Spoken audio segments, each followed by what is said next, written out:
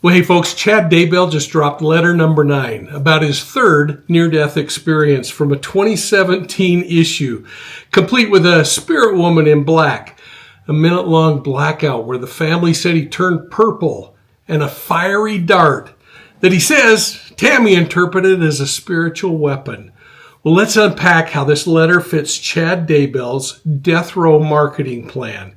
I mean, this is rebranding at its best, a campaign that uses religious imagery, paranormal claims, and the nostalgia to push the public away from the facts that Chad Daybell was convicted of murdering his wife, Tammy Daybell. He was convicted of murdering JJ Vallow and Tylee Ryan. Now, shortly after Tammy's death, he secretly married Lori Vallow in Hawaii while JJ and Tylee lay buried on his property. So let's walk through the manipulation, the tactics, the psychology, the spiritual bypassing, the magical thinking, the dissociation, the impression management, and the quiet sales pitch to back up his books and to get him back, hopefully he thinks, on a speaking circuit. Well, we're going to keep JJ, Tylee, Tammy, Charles Vallow, Brandon Boudreaux, and even Colby Ryan front and center where they belong.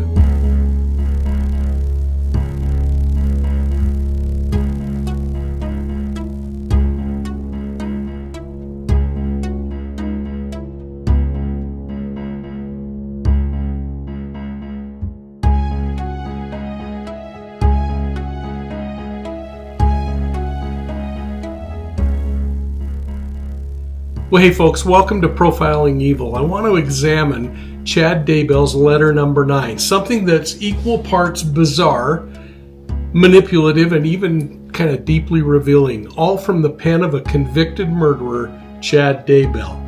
It's titled, My Third Near-Death Experience in 2017.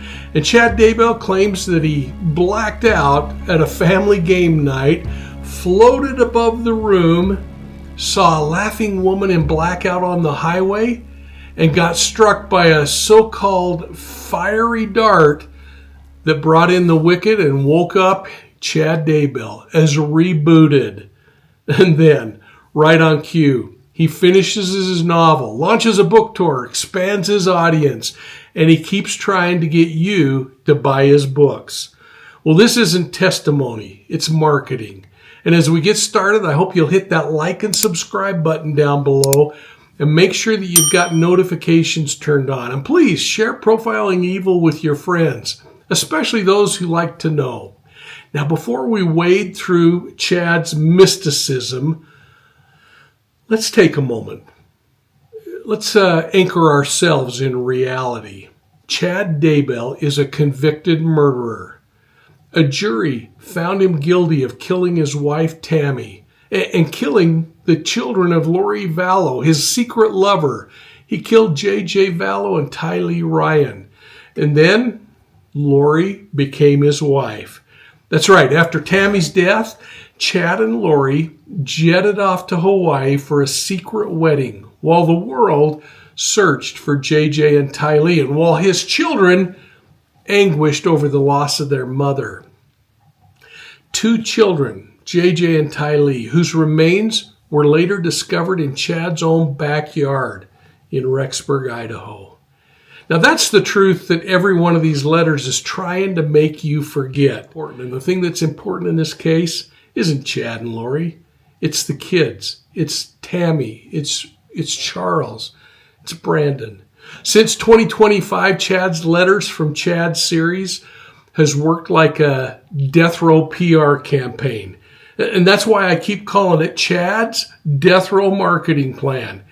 Each letter uses familiar PR moves where he tries to humanize, mysticize, and monetize. When letter 7 crashed under public outrage, Chad Daybell went silent for weeks. Now, this wasn't repentance. This is what PR managers call strategic silence. He was waiting for the outrage cycle to finish before relaunching with a calmer tone. And that was letter 8, and now we're into letter 9 as part of that relaunch. He opened up letter 9 with a domestic feeling of warmth, family dinners, laughter, card games. He said that mid-laugh one time, though, he was actually elevated, and he found himself looking down as he floated in the air at his son. Then, as he glanced through the wall, he saw a woman in black standing by the highway, a spirit, laughing joyfully because he, Chad, had left his body. Well, a moment later, he snapped back into his chair, gasping, purple-faced, he said, his family frightened. Now, they told him that he had slumped forward, that his eyes were vacant, that he wasn't breathing for almost a minute. He shrugged it off. They play another round of the game. But you know what? I keep envisioning one piece, that vacant stare, because it's kind of the same stare I watched through the entire trial. I'd really like your comments on that observation. I hope you'll put them down below. Now, after the game the family was playing, Chad said he noticed chest pain, so he got up from the table and went to the bathroom, where when he examined his skin, he discovered a bright red circle, 3 inches wide, right over his heart. He says he called Tammy in to look at it, and she, when she looked at it, said the red spot looked like a fiery dart from something wicked, right out of the scriptures. Well, Chad agreed, and he decided the dart didn't wound him, it rebooted him. That's right. These so-called buffering spells that he talked about in letter 8, the things that had plagued him since the eclipse of 2017, now were gone with this amazing experience. Well, hallelujah. There was no ER visit required, just divine tech support. Now listen, before we go any deeper into this behavioral analysis, I want you to hear the letter in Chad Daybell's own words, letter number 9. It's sort of in Chad's own words, because what you're about to hear is an AI-generated voice avatar reading letter number 9 exactly as it appears on Chad Daybell's website. Now, I created this synthetic version as kind of a test so that you can hear the tone, catch the rhythm, the cadence, the story, see a face to it, and I'd really like to know what you think about it, but I'm doing it all so that you won't have the distraction of my commentary. Let's catch Daybell's letter number 9 in full. Letter number 9, my third near-death experience in 2017. In my previous letter, I described the strange symptoms I was dealing with following the great eclipse in August 2017. As I mentioned, the most frightening symptom occurred a few times each day, when my surroundings would freeze for several seconds before catching up to reality. I wasn't able to remember anything about what actually happened while I was buffering. I was praying for a resolution, but this condition continued for several weeks. On a Sunday evening in November 2017, we held our weekly dinner with all of our children. Both of our daughters had gotten married earlier in the year, and we loved having them and our new sons-in-law join us. We set up a folding table and chairs in the front room so we could all eat together. After a delicious meal, we cleared away the dishes and gathered around the table again to play a card game. During the game, someone made a humorous comment. As we were all laughing, I suddenly felt myself elevate above the room and float to the ceiling. I was now looking down at my son, who had been sitting across from me. Then my view shifted, and I could see through the outside wall toward the highway, where I saw a spirit dressed in black watching me intently. She seemed to recognize I could see her, and she laughed delightedly at what was happening. This whole incident seemed to take about 5 seconds. Then instantly I found myself back in my body, sitting in my chair at the table. However, the entire family was surrounding me with very anxious looks on their faces. They worriedly asked me if I was all right, and I was confused. I asked what was going on, and one of my sons-in-law said I should go to the hospital and get checked out. I said I felt fine, and I didn't understand what all the fuss was about. Everyone started talking at once, explaining I had been laughing along with the rest of them. Then I went limp and slumped forward against the table. My face had turned purple, and I wasn't breathing. The others had stopped laughing and watched me for a few seconds, wondering whether I was joking around. Then they saw the color of my face and knew something was seriously wrong. 2 of them jumped up and grabbed my shoulders, pulling me into a sitting position. They looked at my face, and my mouth drooped open. My eyes were glazed and vacant, as if no one was home. Then I suddenly jolted back to life, wondering why they were acting so concerned. I told them it felt like only 5 seconds had passed, but they shook their heads, saying it was about a minute in real time. The incident disrupted the game, obviously, but once it was clear I was feeling okay, Tammy and my children were ready to start playing the game again. My new sons-in-law were somewhat bothered by our seeming lack of concern for my health. They were dismayed I didn't want to be examined by a doctor. Tammy explained to them that this kind of thing was somewhat of a run-of-the-mill occurrence when it came to me. My chest did hurt, though, and after another round of the game, I excused myself and went into the bathroom. I lifted my shirt, and I was shocked to see a bright red circle on my skin about 3 inches in diameter, right above my heart. After I lifted my shirt, the circle began tingling as if I had been branded. I called to Tammy to join me, and I showed the circle to her. I explained I had seen a female spirit along the road who seemed happy I was out of my body. Tammy suggested I had been shot by what the scriptures describe as a spiritual weapon. She felt it was possibly a fiery dart of the wicked. It made sense to me. I didn't fear death, but I knew it wasn't my time to depart this life. In fact, I soon realized this event had rebooted my body and spirit, just as I'd hoped and prayed for. The strange buffering stopped, and I felt comfortable driving on the highway again. Also, the incident helped motivate me to finish writing the final volume in my fictional Times of Turmoil series. I worked diligently throughout the winter, and the book was ready for publication in early 2018. Siegel Book had always been a big supporter of my books, and the company was eager to advertise the entire series now that it was completed. Siegel's corporate office arranged for me to do book signings throughout the spring at each of their stores in Utah and Idaho. There was a Siegel bookstore in the Phoenix area, but I wasn't sure it was worth the long trip to do a single book signing there. Then I remembered Melanie Gibbs' offer to have me speak to a group there. I checked my phone contacts, and I still had her number. I called her and asked if she was still willing to help me set up a speaking engagement in Mesa. She was happy to help, and within a few days she had arranged for us to use a large school auditorium.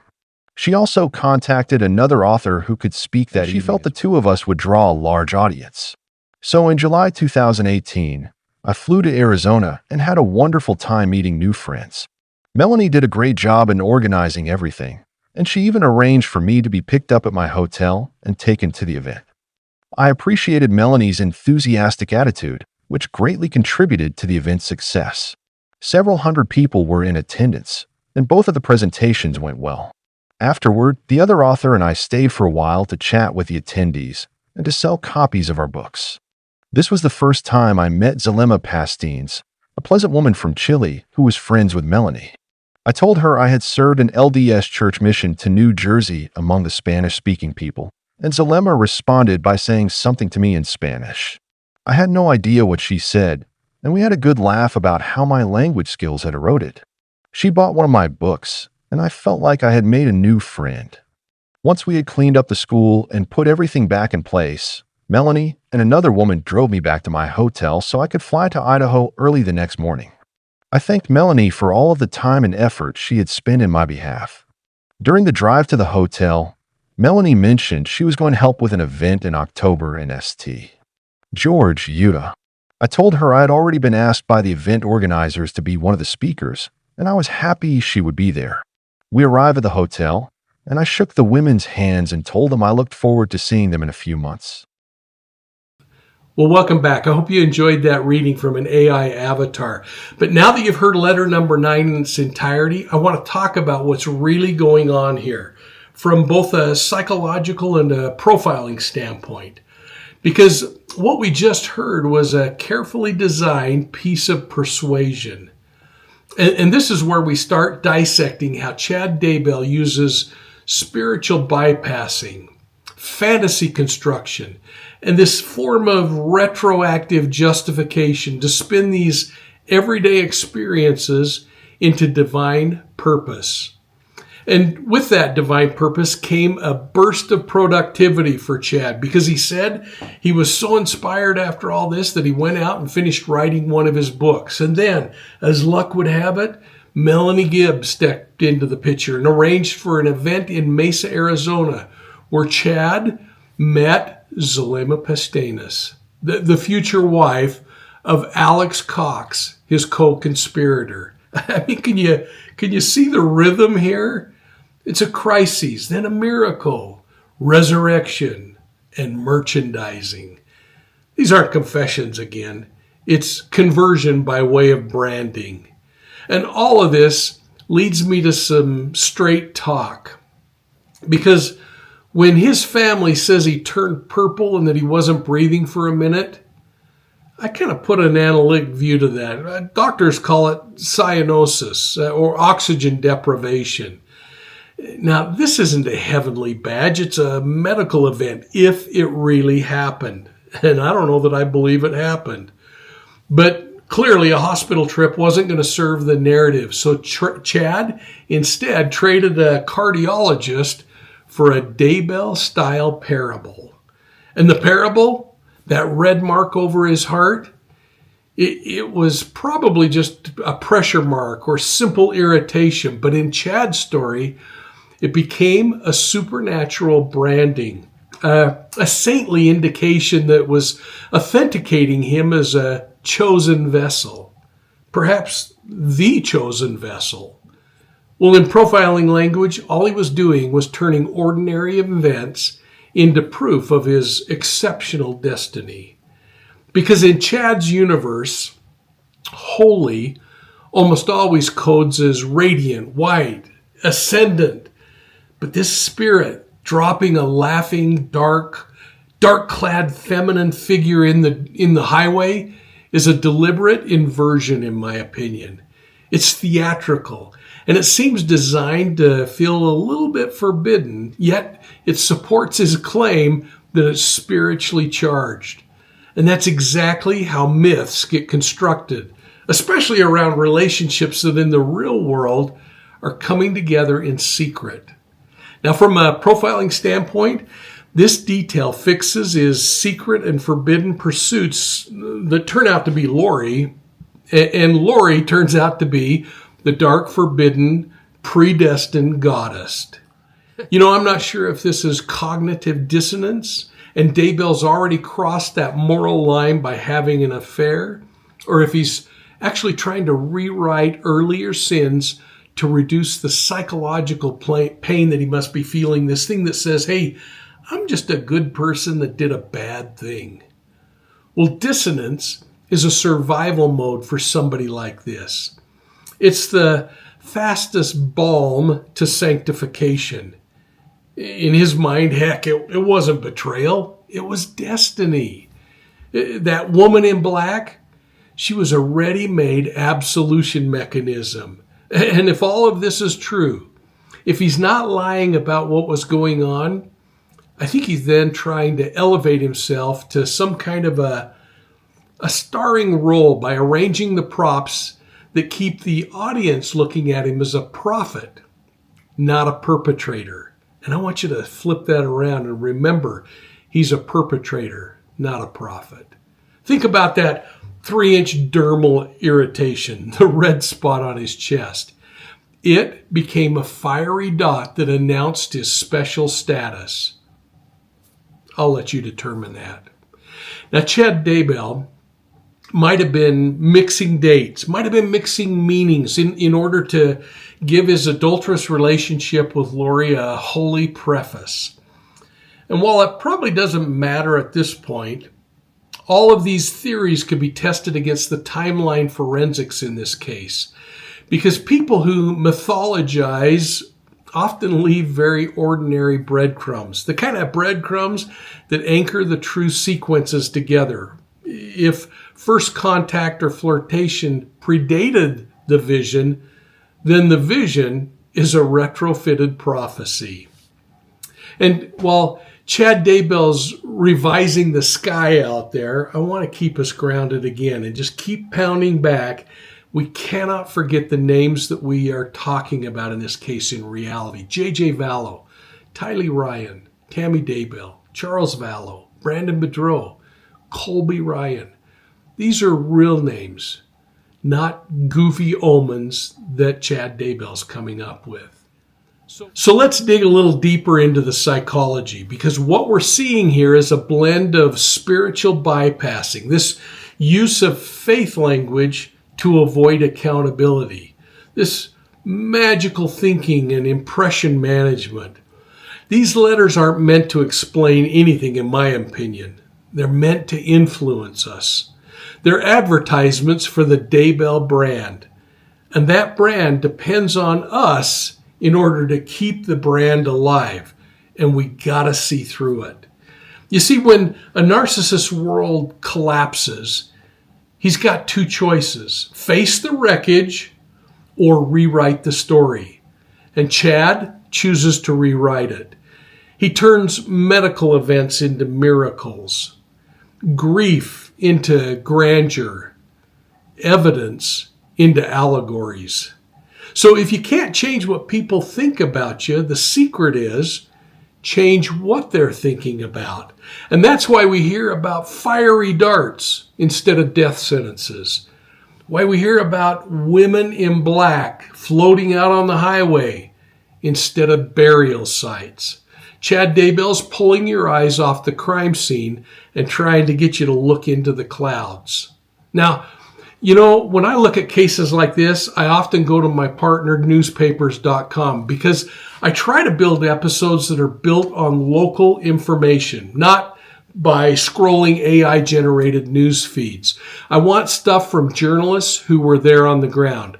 That's how I separate the noise from the news. So if you'd like to look into newspapers.com, just go down below. There's a 20% discount code in the description down below. Now, thus far, we've established that letter number 9 structure is crises communication.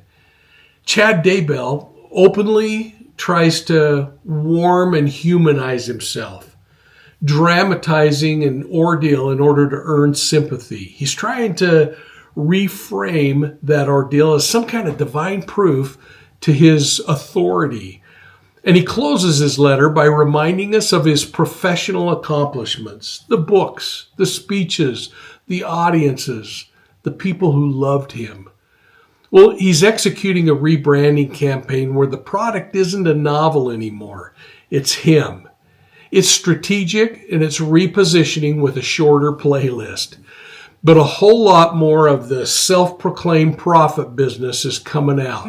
Chad Daybell is aiming for his devout niche of people, the few people who are still willing to believe that persecution explains his convictions.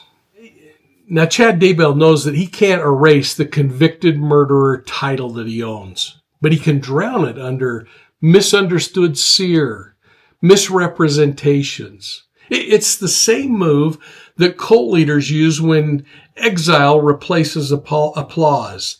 They flood the narrative with cosmic significance so that followers can't hear the verdict or remember the judgment. So let's talk about the motivation for money in this thing, because woven through the spirituality is a subtle sales funnel, in my opinion. Every miracle conveniently drives a new publication. Each reboot that he has yields another title.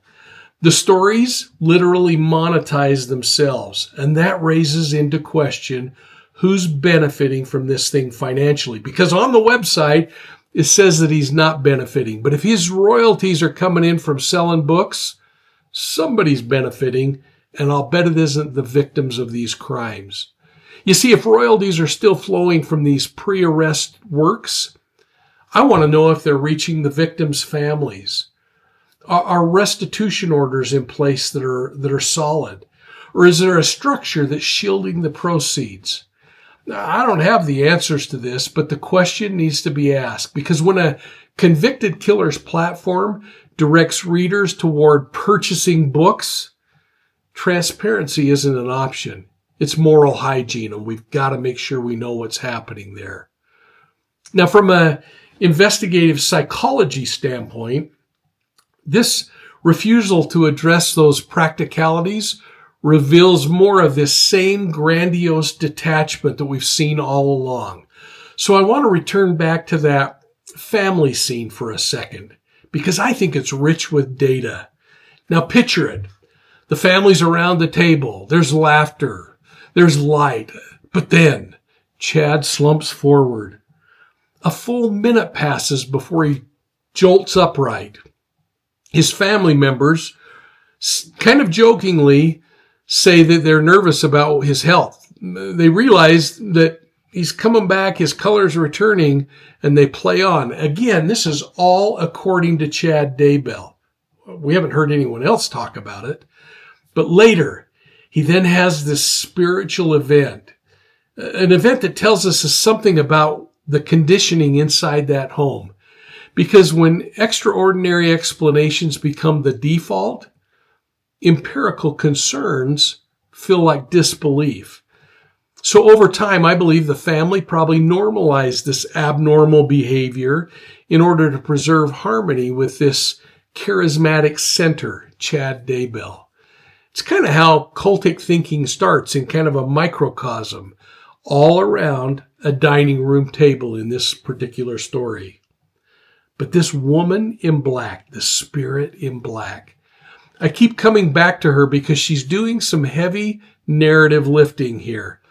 She represents shadows, mystery, an element that later might attach itself to Lori Vallow's goddess persona.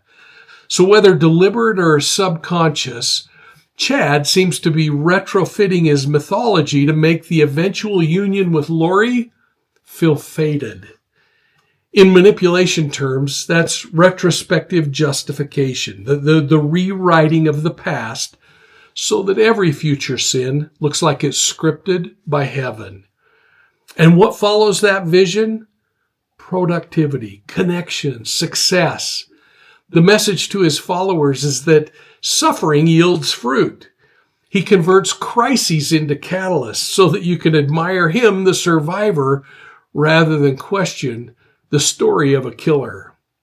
And if you map all of this into a personality structure, you're staring at a narcissist, this cocktail of grandiosity, kind of the paranoia, the exploitation. Grandiosity, because only Chad experiences these cosmic trials in his story. The paranoia, because the opposition he feels is always caused by the wicked or the unlearned. The exploitation, because every story funnels attention, sympathy, or book sales. Chad Daybell can't stop writing because his writing is respiration, and his silence would mean that he has to face the truth of his guilty verdict. Publishing keeps the narrative moving, and as long as it's moving, Chad Daybell is feeling alive. Back. Chad Daybell's medical rationalization, this dark imagery, the monetization efforts, they all have one goal: to re-legitimize Chad Daybell. He doesn't want to be seen as a convicted killer. He'd prefer to be seen as a mystic martyr. And letter number 9, this calmer tone, is engineered for a spokesman of humility. This soft-spoken delivery that's intended for anyone who's willing to listen. It's Chad Daybell's performance of repentance without restitution. And do you remember that part in restitution that says you say, "I'm sorry"? The letter ends on gratitude, thanking organizers, appreciating his friends, closing the loop in a warm glow. And this kind of parasocial maintenance keeps the bond between Chad the performer and you and me the audience. Somehow it keeps it alive. It's also a way for Chad to emotionally prime the readers with warmth so that the next revelation can land on receptive soil. Classic public relations. You gotta know the formula. You gotta end soft, tease with a sequel, and promise growth. Well, Chad Daybell is simply out manufacturing miracles. Yet real families are still living in the aftermath of his horrible crimes. JJ Vallow was just 7 years old, a curious, bright, autistic little boy who was loved by everybody who met him. Tylee Ryan, a 17-year-old girl, sarcastic, funny, fiercely protective of her little brother. Tammy Daybell, a mother of 5, a librarian, a woman of deep faith who deserved to age in peace, not become a footnote in her husband's delusions. And Charles Vallow, gosh, he sounded like a great guy. Brutally murdered. Brandon Boudreaux barely survived an ambush. Colby Ryan carries the weight of a surviving sibling and a surviving son of a killer. So I hope that each time Chad drifts into one of his cosmic metaphors, that you pause and you remember the tangible losses that he caused. JJ, Tylee, Tammy. Those are the names that matter. Not Chad Daybell, not Lori Vallow. You know, there's an old line from A Christmas Carol. You've heard me use it before, but it's where Jacob Marley tells Scrooge, quote, "I wear the chain I forged in life. I made it, link by link and yard by yard," close quote. Even the ghost understood accountability. But Chad, he just wants that chain to shine like it's a halo. He's polishing it in his cell, and he's calling each link a revelation. But the clang you're going to hear between those sentences is the sound of consequences. Now, a few of you have asked me why I keep analyzing these letters and why I'm giving Chad Daybell any oxygen at all. Well, here's why. Because manipulation only works in the dark. And when we expose it and dissect it and show the strings, then the puppet loses its magic, and the puppeteer, more importantly, loses his control. And that helps survivors of every kind of coercive control recognize the pattern before it repeats itself. So here's what I want you to watch for in the next release. Because if Chad suddenly becomes contrite, I want you to count how many times he says the word I versus they. How many times he talks about his own problems and terrors than JJ's or Tylee's or Tammy's. If he admits mistakes, which I don't think he will, but doesn't admit the murders, and I definitely don't think he will, that's linguistic laundering. If he introduces new miracles, that's content marketing. And if he asks for understanding, again, it's not repentance, it's recruitment. So when you hear his next letter, think like a profiler and center your thoughts on what's not being said. What's missing? What's this guy trying to sell? Because truth doesn't need to advertise. And that leaves us kind of where we finish letter number 9. My assessment is that this letter isn't about heaven. It's only about headlines, Chad's headlines.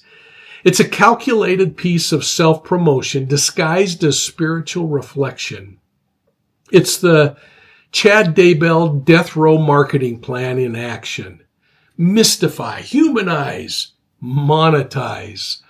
And our job as readers is flat out to keep the lens clear enough that we don't get fogged by prophecy by Chad Daybell, and we remember the faces that have been obscured by murder. And if you want to understand these manipulation tactics in greater detail, the idea of how faith, charisma, and fear get braided into control, then I hope you'll check out my books. And again, I must sound like Chad Daybell a little bit, but check out my book, Deceived, an investigative memoir of the Zion Society cult, because it talks about these cult behaviors. And you might really like my newest book, Wolves in Sheep's Clothing. Both books are roadmaps for spotting predatory spirituality before it metastasizes into tragedies like these cases. And if you pick up my books through profilingevil.com and you live in the USA, I'll sign the book and I'll ship it to you for free. Otherwise, you can just get it through Amazon worldwide. And I'd really like your thoughts on letter number 9. I hope you're going to enter them down below. This kind of long-form behavioral breakdown hopefully helps you make sense of the chaos. And if it does, hit the like and subscribe button and ring the bell so that you don't miss an episode of Profiling Evil. Please share us with your friends, especially those who prefer facts over fiction. Now please watch for Profiling Evil on Facebook, Instagram, YouTube, Twitter, and TikTok.